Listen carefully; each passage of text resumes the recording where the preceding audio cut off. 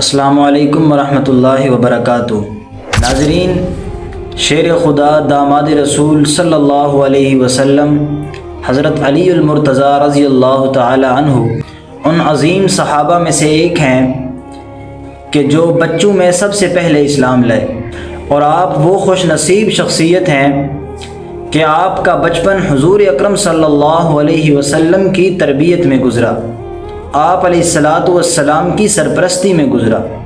تو اندازہ لگائیے کہ حضرت علی المرتضیٰ رضی اللہ تعالی عنہ کتنی با کمال شخصیت ہوں گی۔ آج میں آپ حضرات کو حضرت علی المرتضیٰ رضی اللہ تعالی عنہ کا حضور اکرم صلی اللہ علیہ وسلم سے جو محبت و عقیدت اور ادب و احترام کا رشتہ تھا، اس کے اوپر ایک واقعہ سناتا ہوں۔ ناظرین، تاریخ اسلام میں کفار اور مسلمانوں کے درمیان حدیبیہ کے مقام پر ایک صلح ہوئی تھی، جس کو صلح حدیبیہ کہا جاتا ہے، اور وہاں ایک معاہدہ بھی ہوا تھا، اور یہی وہ معاہدہ ہے جس کی وجہ سے بعد میں اسلام کو بہت زیادہ تقویت ملی۔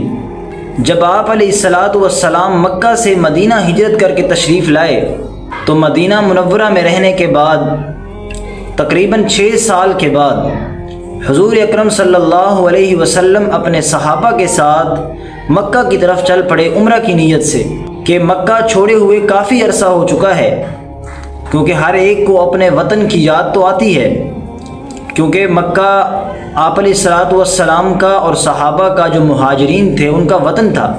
تو اس لیے مکہ کی طرف چلنے کا ارادہ فرمایا عمرہ کی نیت سے کہ وہاں بیت اللہ جا کر عمرہ کریں گے۔ تو چونکہ اس وقت لوگ اسلام کی طرف زیادہ آ چکے تھے، اسلام زیادہ ترقی کر رہا تھا، اور کفار کو یہ چیز ہضم نہیں ہوتی تھی، وہ چاہتے تھے کہ اسلام کا غلبہ نہ ہو بلکہ اسلام مغلوب ہو، لیکن اللہ تعالیٰ اسلام کو غلبہ دینا چاہتے تھے۔ تو خیر، جب آپ علیہ الصلاۃ والسلام مکہ کی طرف چل پڑے صحابہ کے ساتھ، مکہ المکرمہ سے پہلے ایک جگہ ہے جس کو حدیبیہ کہا جاتا ہے، اس مقام پر جب آپ علیہ الصلاۃ والسلام کا قافلہ پہنچا تو کفار نے ان کو روک لیا، اور وہ کفار یہ چاہتے تھے کہ ان کو مکہ کی طرف نہ آنے دیا جائے، ان کو بیت اللہ آنے سے روک دیا جائے تاکہ یہ عمرہ نہ کر سکیں، یعنی طرح طرح کی جیسے تکلیفیں پہنچاتے تھے، یہ بھی ان کا ایک تکلیف پہنچانے کا حربہ تھا۔ تو خیر، آپ علیہ الصلاۃ والسلام نے بھی اپنا قافلہ جو ہے وہ حدیبیہ کے مقام پر روک لیا، اور وہاں کفار سے بات چیت ہوتی رہی۔ بالآخر بات یہ طے ہوئی کہ اب ایک صلح کر لی جائے، اور ان کا مقصد یہ تھا کہ اس سال جو ہے وہ عمرہ کرنے نہ جائیں، مکہ سے واپس چلے جائیں، لہٰذا آئندہ جو ہے وہ آ کے عمرہ کر لیں۔ تو خیر، اس کے لیے ایک معاہدہ کیا گیا، اور انہوں نے چاہا کہ اس معاہدے کو تحریری طور پر بھی لکھ دیا جائے تاکہ بعد میں اس معاہدے پر عمل درآمد ہوتا رہے۔ تو کفار کی طرف سے جو شخص متعین کیا گیا اس کا نام سہیل بن عمرو تھا۔ سہیل بن عمرو آیا، اور معاہدے کو لکھوانے کے لیے آپ علیہ الصلاۃ والسلام نے حضرت علی رضی اللہ تعالی عنہ کا انتخاب کیا۔ آپ علیہ الصلاۃ والسلام نے حضرت علی رضی اللہ تعالی عنہ سے فرمایا کہ اے علی لکھو، یعنی معاہدہ کو لکھوانے کے لیے ان سے فرمایا کہ لکھو پہلے بسم اللہ الرحمن الرحیم، یعنی شروع کرتا ہوں اللہ کے نام کے ساتھ جو بہت ہی بڑا مہربان نہایت رحم کرنے والا ہے۔ تو سہیل بن عمرو نامی شخص نے کہا کہ یہ رحمان کیا ہے، میں نہیں جانتا، یعنی اس نے کہا کہ رحمان کی بجائے آپ عربوں کا جو دستور ہے یہاں جو چلتا ہے اس کے مطابق بسمک اللہم لکھ دیا جائے، یعنی اس کا بھی یہی مطلب ہے کہ اے اللہ میں آپ کے نام کے ساتھ شروع کرتا ہوں۔ تو خیر، آپ علیہ الصلاۃ والسلام نے حضرت علی سے فرمایا خیر کوئی حرج نہیں، آپ جو ہے اس کی بجائے بسمک اللہم لکھ دیں۔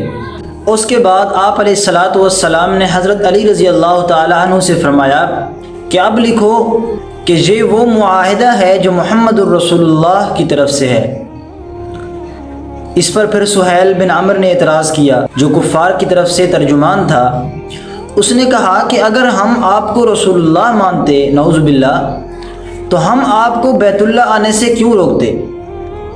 ہم آپ کو مکہ مکرمہ آنے سے کیوں روکتے؟ ہم آپ کو عمرہ کیوں نہ کرنے دیتے؟ ہم تو آپ کو رسول اللہ مانتے ہی نہیں ہیں۔ تو اس پر آپ علیہ الصلاۃ والسلام نے فرمایا کہ اگر آپ میری رسالت اور نبوت کو جھٹلاتے ہو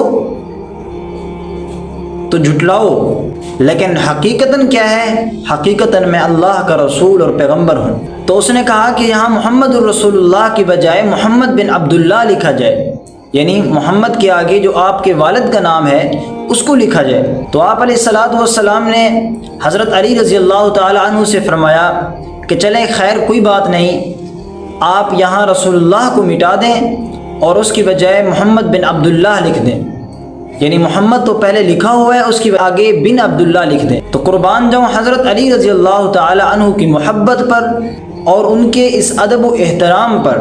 حضرت علی رضی اللہ تعالی عنہ کی آپ علیہ الصلوۃ والسلام سے اتنی محبت تھی اور اتنا ادب و احترام تھا، حضرت علی رضی اللہ تعالی عنہ نے فرمایا بڑے مؤدبانہ انداز میں ادب کے ساتھ کہ اے اللہ کے رسول، میں یہ بھلا کیسے مٹا سکتا ہوں رسول اللہ کا لفظ جو میں نے اپنے ہاتھ سے لکھا ہے، اس کو میں کیسے مٹا سکتا ہوں؟ یعنی ہرگز میں اس لفظ کو نہیں مٹا سکتا۔ یعنی محبت اور ادب و احترام اتنا زیادہ ہے کہ رسول اللہ کا لفظ جو لکھا ہوا ہے میں یہ کبھی نہیں مٹا سکتا، انہوں نے فرمایا۔ اگرچہ آپ علیہ الصلوۃ والسلام کا حکم تھا کہ اس لفظ کو مٹا دو، لیکن حضرت علی رضی اللہ تعالی عنہ ادب و احترام میں اتنے زیادہ تھے کہ انہوں نے فرمایا کہ یہ لفظ مجھ سے نہیں مٹایا جا سکتا۔ کبھی محبت کا تقاضا یہ ہوتا ہے کہ اگر محبوب حکم دے تو وہاں ادب کی بجائے حکم پر عمل کیا جاتا ہے، لیکن کبھی محبت کا تقاضا یہ ہوتا ہے کہ وہاں حکم کی بجائے ادب کو فوقیت حاصل ہوتی ہے۔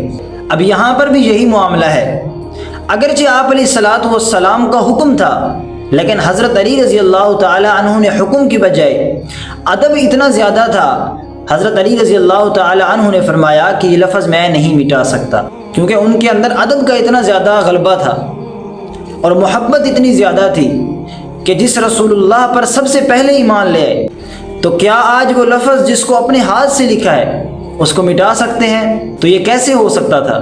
تو یہ حضرت علی رضی اللہ تعالی عنہ کی محبت تھی اور اتنا ادب و احترام تھا۔ تو اس کے بعد پھر آپ علیہ الصلوۃ والسلام نے حضرت علی رضی اللہ تعالی عنہ سے فرمایا کہ مجھے بتاؤ وہ لفظ کہاں ہے، میں خود اپنے ہاتھ سے مٹاتا ہوں۔ تو آپ علیہ الصلوۃ والسلام نے پھر وہ رسول اللہ کا لفظ اپنے ہاتھ سے خود مٹایا۔ تو حضرت علی رضی اللہ تعالی عنہ کا محبت اور ادب و احترام کا یہ درجہ تھا۔